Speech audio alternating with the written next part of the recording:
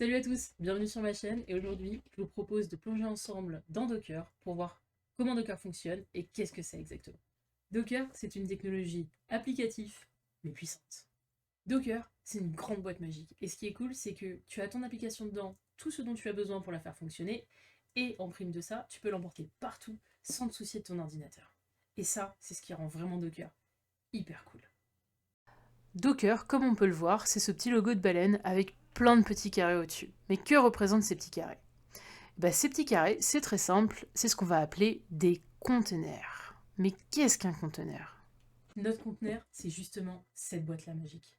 Et cette boîte-là, c'est ce qui va faire que toute notre application va tourner dedans, va être dedans et ne va avoir besoin de rien d'autre pour fonctionner. Super, mais maintenant que j'ai compris ce que c'était qu'un conteneur, finalement, moi, ça me sert à quoi ce conteneur-là?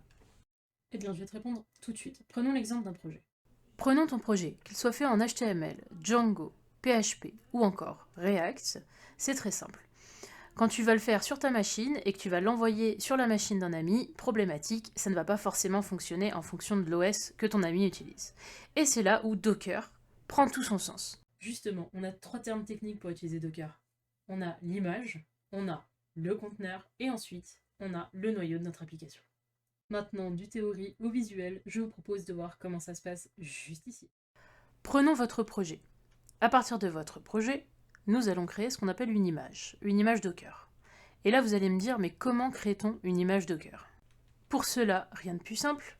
Pour créer une image Docker, nous allons prendre notre projet et y ajouter un Dockerfile. Qu'est-ce qu'un Dockerfile? C'est un peu comme une liste de recettes de tout ce qu'on a à faire pour créer cette image. Une fois cette liste de recettes faite, on l'ajoute à notre projet. Et à partir de là, notre Dockerfile crée notre image Docker, et à partir de cette image Docker, on va la faire tourner dans ce qu'on appelle le conteneur Docker. D'accord, mais là vous allez me dire, mais du coup, quelle est la différence entre l'image et le conteneur? C'est très simple, je vous explique ça tout de suite. On va prendre l'image de faire un gâteau. Quand on fait un gâteau, on a besoin des ingrédients, de faire la recette, de le mettre au four et ensuite de le déguster. L'image, c'est ce qui va concerner les ingrédients, le fait de mélanger ces ingrédients-là et de le mettre au four. A l'inverse, le conteneur, qu'est-ce que ça va être? Ça va être le moment où le gâteau est déjà démoulé, vous avez coupé une part, elle est dans l'assiette, et le moment où vous allez prendre votre petite cuillère et vous allez dire je vais enfin pouvoir goûter ce gâteau. Donc ce moment-là, le gâteau fini, c'est votre conteneur. A l'inverse, toute la préparation de ce gâteau, c'est justement votre image.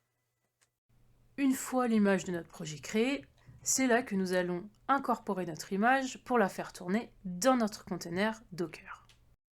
Je vais vous résumer ce qu'on a vu. Donc on a vu que notre projet, on pouvait en créer une image. Cette image-là, vous pouvez ou non, en fonction de ce que vous voulez faire, la pusher, donc la pousser sur le Docker Hub. Donc, c'est-à-dire vraiment le cloud Docker qui permet de sauvegarder en ligne vos images. Une fois cette image-là sauvegardée en ligne, vous pouvez partager le lien public ou privé en fonction de vos choix à un ami qui va lui pouvoir récupérer votre image et le faire tourner sur un conteneur sur son ordinateur. Et maintenant, point très important, c'est que peu importe l'ordinateur de votre ami, ça fonctionnera. C'est-à-dire que vous pouvez être sur Microsoft et lui sur Apple, aucun problème de compatibilité. Et tout ça grâce à Docker et au conteneur Docker, parce que votre application qui va être du coup développée sur votre ordinateur va être containerisée dans une image qui, elle, va tourner sur Docker. Comment installer Docker? C'est très simple, vous allez sur Google, vous tapez Docker, vous prenez le premier lien officiel de Docker. Une fois sur cette page, vous allez vous rendre sur l'onglet de téléchargement. Là, en l'occurrence, c'est commençons, donc je fais la petite traduction. Vous choisissez l'OS que vous voulez, donc celle qui correspond à votre ordinateur, vous la téléchargez et c'est good. Une fois téléchargé, vous avez accès à Docker Desktop. Docker Desktop contient des conteneurs, des images, des volumes, des environnements de développement, des extensions également, avec plusieurs types d'extensions qui ont déjà été mis en place. Mais ça, je vous laisse le voir par curiosité. Maintenant qu'on a fait le tour, je vous propose de passer sur la prochaine vidéo qui montrera comment créer des images, comment créer des conteneurs et tout ça en ligne de commande bien évidemment. Sur ce, si cette vidéo vous a plu, je vous invite à vous abonner et à me suivre pour de futures vidéos dans le même thème.